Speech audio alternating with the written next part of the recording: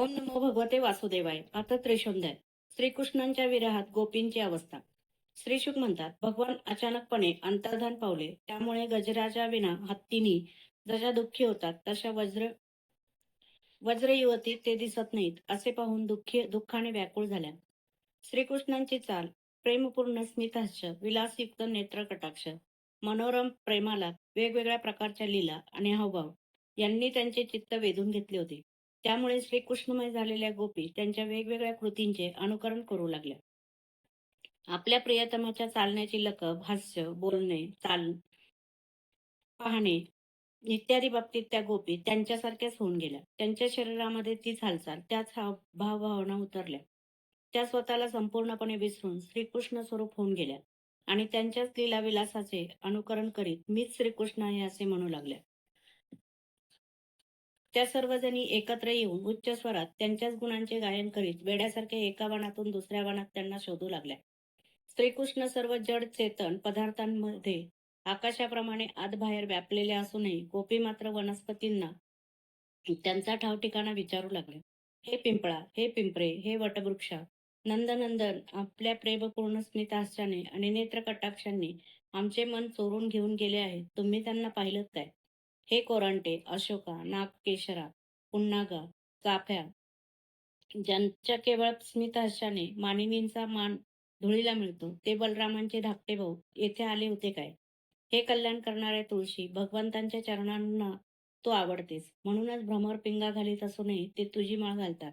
तू आपल्या प्रियतम अच्युताला पाहिलेस काय?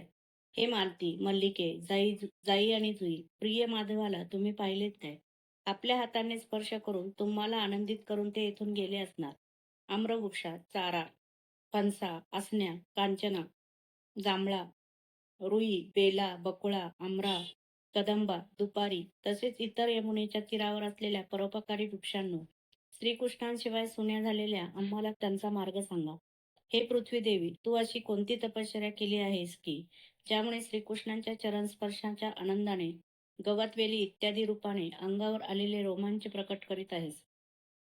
तुझा हा आनंद श्रीकृष्णांच्या चरणस्पर्शामुळे आहे की वामनावतारामध्ये त्यांनी तुला चरणाने मोजले होते त्यामुळे आहे, की त्याही अगोदर वराहाच्या अंगस्पर्शाने तुझी ही स्थिती झाली नाही ना? अग अगं गडे हरिणी, आपल्या शरीर प्रदर्शनाने तुमच्या डोळ्यांना परमानंदाचे दान करीत श्रीकृष्ण आपल्या प्रियेसह येथून गेले तर नाहीत ना? कारण त्यांच्या कुंदकळ्यांच्या माळेचा सुगंध येऊ लागला आहे. जी माळ त्यांच्या प्रियेच्या अंगस्पर्शाच्या वेळी लागलेल्या स्तनावरील केशराने केशरी झालेली आहे.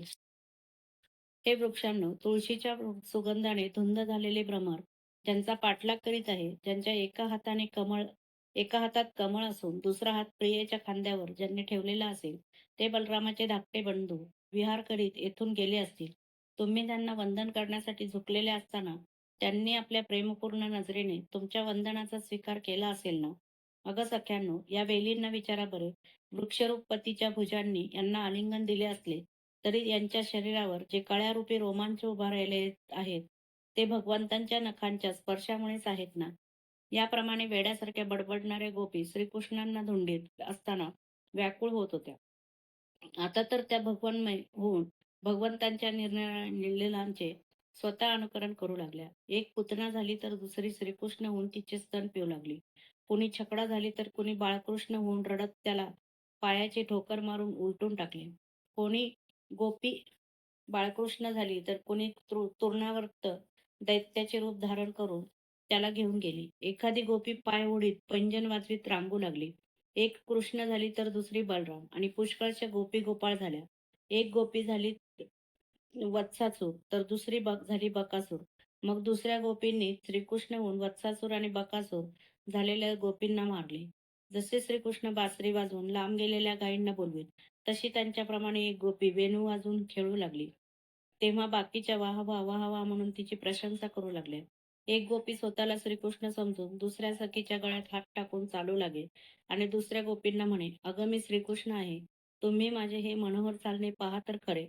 एखादी गोपी श्रीकृष्ण होऊन म्हणे, अरे वज्रवासियांनो, तुम्ही वादळ पावसाला भिवू नका, त्यापासून वाचण्याचा उपाय मी शोधला आहे. असे म्हणून गोवर्धन उचलून धरल्याची नक्कल करीत ती आपली ओढणी डोक्यावर उचलून डोक्यावर धरीत होती. परीक्षिता, एक गोपी दुसरीच्या डोक्यावर पाय ठेवून वर चढून म्हणाली, अरे दुष्ट सर्पा, तू येथून निघून जा. दुष्टांचे दमन करण्यासाठीच मी जन्माला आलो आहे. इतक्यात एक गोपी म्हणाली, अरे गोपाळांनो, केवढा भयंकर वणवा पेटला आहे. पहा, तुम्ही ताबडतोब डोळे बंद करा. मी सहजपणे तुमचे त्यापासून रक्षण करेन. एका गोपीने दुसरीला फुलांच्या माळेने उखळाला बांधले. आता ती बांधलेली सुंदर गोपी हातांनी तोंड झाकून भ्याल्याची नक्कल करू लागली. अशा प्रकारे खेळत गोपी वृंदावनातील झाडे, वेली इत्यादींना श्रीकृष्णांचा ठाव ठिकाणा विचारत जाऊ लागल्या.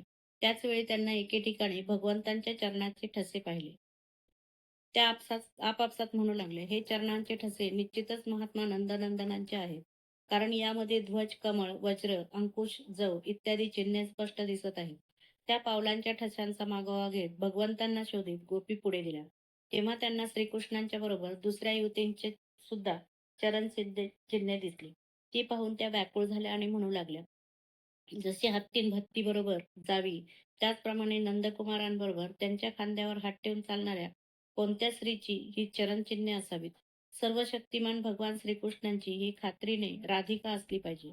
म्हणूनच हिच्यावर प्रसन्न होऊन आमच्या गोविंदांनी आम्हाला सोडून हिला एकांतात आणले.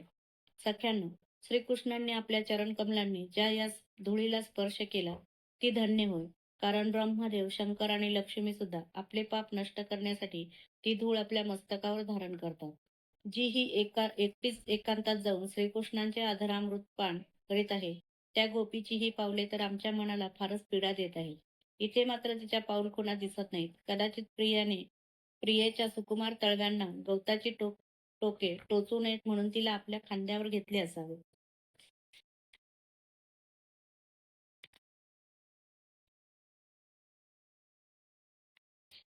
सख्यांनो, पहा येथे कामी श्रीकृष्णांची ही पावले प्रियेला उचलून नेताना झालेल्या ओझ्यामुळे अधिक खोल रुतलेली दिसतात.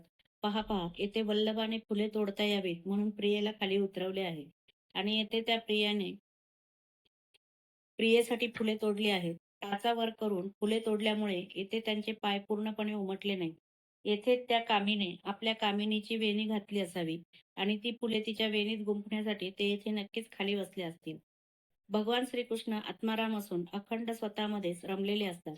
तरी सुद्धा त्यांनी कामीजनांची दीनता व स्त्रियांचे पुरुषांना वश करण्याची वृत्ती दाखवण्यासाठी त्या गोपींबरोबर एकांतामध्ये क्रीडा करण्याची लीला केली असावी. अशा प्रकारे बेभान होऊन एकमेकींना पाऊलखुणा दाखवीत त्या वनावनात भटकू लागल्या. इकडे श्रीकृष्ण दुसऱ्या गोपींना वनात सोडून ज्या गोपीला एकांतात घेऊन गेले होते, तिला वाटले की आपणच सर्व गोपींमध्ये श्रेष्ठ आहोत. म्हणून तर त्या गोपी त्यांची इच्छा करतात. त्यांना सोडून ते माझे प्रिय श्रीकृष्ण माझ्याबरोबर राहिलेत. वनात गेल्यावर ती गोपी गर्विष्ठपणे श्रीकृष्णांना म्हणाली, प्रियतमा, माझ्याच्याने आता आणखी चालवत नाही, म्हणून तुम्हाला जेथे जायचे असेल तेथे मला उचलून न्या. तिने असे सांगितल्यावर ते म्हणाले, प्रिय, ठीक आहे, तू माझ्या खांद्यावर बस. आणि एकदम अंतर्धान पावले. तेव्हा मात्र ती गोपी पश्चाताप करू लागली. हे नाथा, हे रमणा, हे श्रेष्ठा, हे महाभुजा, आपण कोठे आहात, कोठे आहात? माझ्या सख्या, मी तुमची दीनदासी आहे. माझ्या जवळ या. भगवंतांच्या जाण्याचा मार्ग शोधित गोपी तेथे येऊन पोहोचल्या. तेथे जवळच त्यांना दिसले की प्रियतमाच्या वियोगाने त्याची सखी दुःखाने बेशुद्ध होऊन पडली. श्रीकृष्णांच्याकडून जो मान प्राप्त झाला होता तो तिने त्यांना सांगितला आणि आपणच गर्वामुळे आपला अवमान झाल्याचे सांगितले. ते ऐकून गोपींच्या आश्चर्याला पारावर राहिला नाही. यानंतर वनामध्ये जेथपर्यंत चंद्राचे चांदणे पडले होते तेथपर्यंत त्या त्यांना शोधित गेल्या. परंतु पुढे अंधार आहे असे पाहून परत फिरल्या. गोपींचे मन श्रीकृष्णमय होऊन गेले होते. त्या त्यांच्याविषयीच बोलत होत्या. त्यांच्या हालचाली केवळ श्रीकृष्णांसाठीच होत्या, किंबहुना त्या कृष्णमयच झाल्या होत्या. त्यांच्या गुणांचेच गायन करणाऱ्या त्यांना आपल्या घराची इतकेच नव्हे तर शरीराची आठवण राहिली नाही. श्रीकृष्णांच्या चिंतनात बुडून गेलेल्या गोपी यमुनेच्या वाळवंटात परत आल्या आणि त्यांच्या येण्याची वाट पाहत सर्व मिळून श्रीकृष्णांच्याच गुणांचे गायन करू लागल्या. अध्याय 30 समाप्त.